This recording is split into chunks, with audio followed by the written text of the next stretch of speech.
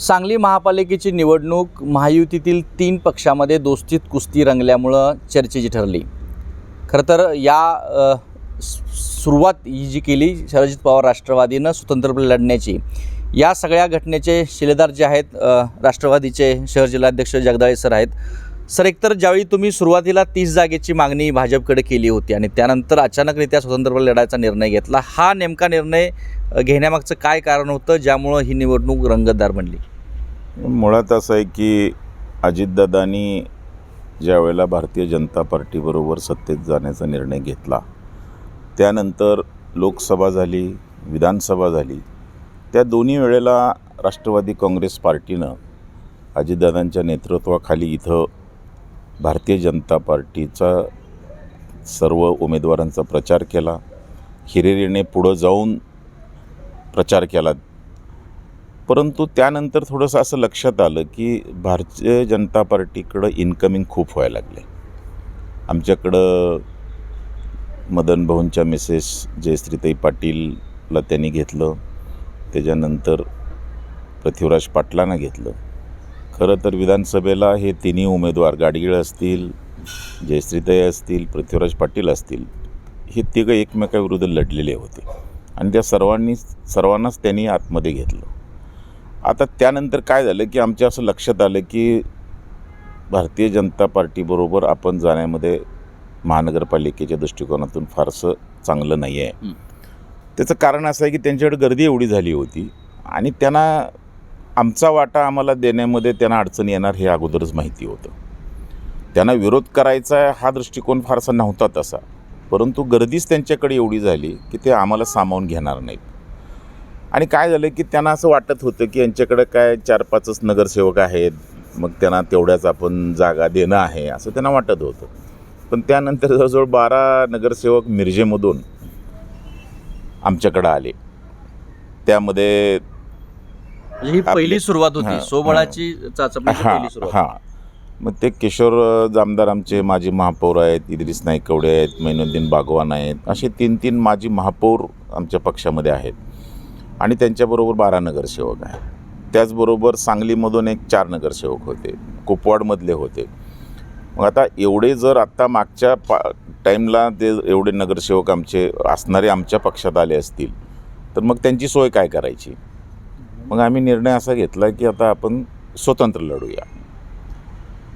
म्हणून तुम्ही सोबळाचा लढा नारा दिल्यानंतरच खरं तर शिंदे सेनेनं देखील स्वतंत्रपणे लढण्याचा निर्णय घेतला। मात्र त्यांनी गडबडीमध्ये 65 उमेदवार देऊन टाकले, पण तुम्ही अजित पवार राष्ट्रवादीनं जो निर्णय घेतला की 33च जागावर लढायचं, तर याच्या मागची काय स्ट्रॅटेजी आहे?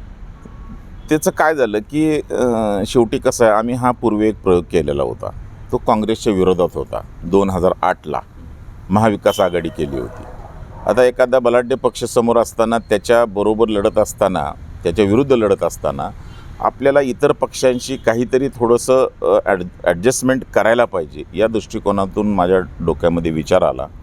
शिंदे सेनेबरोबर सुद्धा आमची बऱ्यापैकी चर्चा झालेली होती, परंतु ते शेवटपर्यंत त्या आशेवर राहिले की भारतीय जनता पार्टी आपल्याला काही जागा मनासोक्त्या देईल आणि आपण त्या पक्षाबरोबर आपण निवडणूक लढवू। पण माझ्या अगोदरच लक्षात आलं होतं की हे शक्य नाही आहे आणि त्यामुळे मी स्टँड असा घेतला की आम्ही स्वतंत्र लढू। आता 33 जागा का? त्याचं कारण असं होतं की उगं भाराभर आपलं उभा करायचे 78च्या 78, मग कॉन्सन्ट्रेशन नीट होत नाही आहे। त्यामुळं जे निवडून येण्याची शक्यता आहे तेवढ्याच जागा आपण निवडणूक लढवायची आणि त्या जिंकायच्या आणि सत्तेत सहभागी व्हायचं। आता तर परिस्थिती अशी झालेली आहे की एकूण जर तुम्ही निवडणुकीमध्ये बघितलं तर अजितदादांच्या नेतृत्वाला या सांगलीकरांनी खूप मोठा प्रतिसाद दिलेला आहे। अजितदादा या वर्षभरामध्ये 4 वेळा सांगलीमध्ये आले, त्या 4ही वेळेला त्यांच्या सभा असो, त्यांचे कार्यक्रम असो, त्याला खूप मोठी हजेरी नागरिकांनी लावली आणि नागरिकांना असं वाटायला लागले की या शहरांचं नेतृत्व अनेकांनी केलेलं आहे आत्तापर्यंत। पण आत्ता जो वेग पाहिजे डेव्हलपमेंटचा, तो वेग हे शहर पकडत नाही आहे आणि तो वेग कोण पकडू शकेल तर अजितदादांच्या नेतृत्वाखालील राष्ट्रवादी पकडू शकेल, असा एक विश्वास लोकांच्यामध्ये आहे। कारण अजितदादांनी पुणे, पिंपरी चिंचवडचा तर कसला कायापालट केला आणि त्याच्यानंतर बारामती एक देशातलं नगरपालिकेचं मॉडेल आहे आता लोक म्हणतात की आम्ही शांघाय करू वगैरे, पण आता महाराष्ट्रामध्ये नगरपालिका असो महापालिका असो आम्ही बारामती करू म्हणतात. इतकं सुंदर शहर त्यांनी केलेलं आहे. आणि मग अशा नेत्यांच्या हाती सत्ता द्यावी, त्यांच्याकडून या शहराचा विकास करावा असं मतदारांच्या मनामध्ये आहे आत्ता सध्या. पण हा तुम्ही सोबळाचा नारा दिल्यानंतर एक पॅटर्न सांगलीमध्ये उदयास आला, तो अंतर्गत समझोत्याचा पॅटर्न, ज्यावर थेट आता भाजपचे पण नेते बोलत आहेत की तुम्ही काँग्रेस आणि शरद पवार राष्ट्रवादीच्या सोबतच आहात. तर याची निर्मिती कशी झाली? कारण 33 जागा देण्यामागे हाच अंतर्गत समझोताचा पॅटर्न समोर येतोय. नाही, ते बरोबर आहे, फार काय लपवण्यामध्ये अर्थ नाही आहे. परंतु काँग्रेसचे नेते असोत, राष्ट्रवादी शरद पवार गटाचे नेते असोत, आम्ही असो, थोडंसं भारतीय जनता पार्टीच्या विरुद्ध लढत असताना मोठा ताकदवान पक्ष आहे, आपण एकत्र आलं पाहिजे. आणि त्या दृष्टिकोनातून थोडंसं अंडरस्टँडिंग, फार काय नाही आहे, काही ठिकाणी आम्ही एकमेकाच्या विरुद्ध पण लढतो आहे, पण जिथं जमेल तिथं आम्ही थोडंसं ते अंडरस्टँडिंग केलं. आणि त्याचं फळ असं मिळालं की जी निवडणूक भारतीय जनता पार्टीला फार सोपी वाटत होती, आम्ही 55 आणू 60 आणू आणि आमच्याकडं 700 अर्ज आले 800 अर्ज आले, ती हवाच निघून गेली त्या पक्षाची. त्याचं कारण आहे की इथली सगळी जुनी जाणती सगळीच नेते एकत्र येऊन अंडरस्टँडिंगनी त्यांनी हे निवडणूक लढवण्याचा निर्णय घेतला. त्याच्यामध्ये मी स्वतः त्याच्यामध्ये जरा पुढाकार घेतला. त्याचबरोबर आमच्याबरोबर परत संजय काका आले. संजय काकांनी खूप या इलेक्शनमध्ये काम केलं. इद्रिसभाई नायकवडे आमचे आमदार आहेत, त्यांनी मिरजेमध्ये चांगलं काम केलं. त्याचबरोबर किशोर जामदार आहेत, त्यांनी खूप चांगली फळी निर्माण केलेली आहे. निशिकांत दादा आमचे ग्रामीण अध्यक्ष आहेत, त्यांनी लक्ष घातलं. अशा पद्धतीनं आज भारतीय जनता पार्टीच्या विरोधात लढत असणाऱ्या पक्षामध्ये आम्ही सर्वात मोठा पक्ष आहे, सर्वात जास्त जागा लढवतोय आणि सर्वात जास्त जागा निवडून आणतोय. त्यामुळं येत्या 15 तारखेला आता मतदान होईल, 16 तारखेला निकाल लागेल आणि त्या निकालानंतर तुम्हाला असं लक्षात येईल की आमच्याशिवाय कुणाचीही सत्ता या महापालिकेत येऊ शकत नाही. उलट मी असं म्हणेन की आम्हालाच कोणाला तरी बरोबर घ्यावं लागेल. आम्ही कोणाच्या बरोबर जाण्यापेक्षा आम्हीच कोणाला तरी बरोबर घेऊन या महापालिकेमधली सत्ता हातात घेऊ. पण नेमकं कुणासोबत जाणार? कारण वरती तुम्ही महायुती म्हणून सगळे पक्ष एक महायुती म्हणून सत्तेत आहात, तर त्यानंतर जे काही घडामोडी आहेत त्याची काय व्यूहरचना असेल? नाही, कसं आहे की हा निर्णय शेवटी अजितदादांनी घ्यायचा आहे.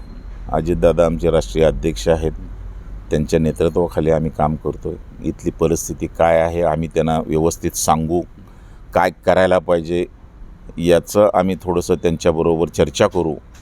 पण अंतिम निर्णय जो घ्यायचा आहे तो अजितदादांनी घ्यायचा आणि तो जे निर्णय ते जे घेतील तो आम्हाला मान्य असेल. तसं काही अप्रत्यक्ष निरोप काँग्रेस राष्ट्रवादीच्या कळवलेला आहे? नाही, असा निरोप काही नाही आहे. राष्ट्रवादी हा लोकशाहीवर चालणारा पक्ष आहे. अजितदादांनी आत्तासुद्धा जे आम्ही काही निर्णय घेतले ते खरं तर त्यांनी असं सांगितलं की तुम्हाला तिथं स्थानिक लेवलला काय फायद्याचं आहे, काय बरोबर वाटते ते तुम्ही करा, अशा पद्धतीनं आम्हाला त्यांनी या निर्णय घेण्यासाठी मुभा दिलेली होती. धन्यवाद. तर सांगली महापालिकामध्ये जो अजित पवार राष्ट्रवादीनं एक सोबळाचा नारा देत एक वेगळा पॅटर्न या निवडणुकीमध्ये चर्चेत आणला, ज्याच्यामुळं भाजपला जी सोपी वाटणारी निवडणूक आव्हानात्मक ठरली, त्यामागची कारणं आणि एकूण राष्ट्रवादीनं 33 जागावरच ही नेमकी राष्ट्रवादी का लढली यासह विविध विषयावरती राष्ट्रवादी शहर जिल्हाध्यक्ष पद्माकर जगदाळे यांनी खुलासा केला. याशिवाय जो अंतर्गत समझोता हा एक नवीन पॅटर्न या निवडणुकीमधून समोर आला, त्याबाबत देखील जगदाळे सरांनी स्पष्टपणे स्पष्टीकरण दिलं. त्यामुळे आता निकालाची प्रतीक्षा आहे आणि त्यानंतर महापौर उपमहापौरसह कुणाचा बसणार याकडं संपूर्ण सांगलीसह राज्यभराचं लक्ष लागून राहिलं. कॅमेरापर्सन योगेशसोबत कुलदीप माने, एबीपी माझा, सांगली. एबीपी माझा, उघडा डोळे बघा नीट.